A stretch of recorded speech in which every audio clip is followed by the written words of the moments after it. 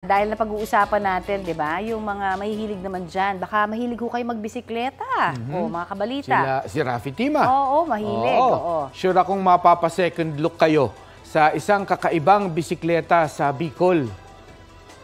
Patingin nga. Oha! Aba, Oha! napakatangkad namang bisikleta yan. niyan. Ang 6 feet tall na bisikleta ng 64 years old na taga-Libon, Albay na si Tatay Benito Sasis. Naispatan siya ng GMA Regional TV na dumaraan sa Pili, Camarines Sur. Agaw pansin naman kasi talaga, di ba? Kompleto po ang bike ng busina, signal light, Philippine flags, marami, at mga karatula. Oo, sino man di makakapansin dyan. Sintangkad ng truck, oh.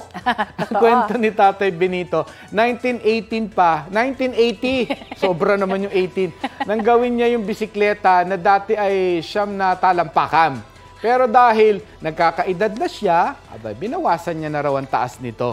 Ipinagpatuloy niya ang pagbibisikleta dahil bukod sa good for the health, nagbibigay rin ang bike niya ng smile sa mga nakakakita nito. Ayan. Wow, di ba? Oh.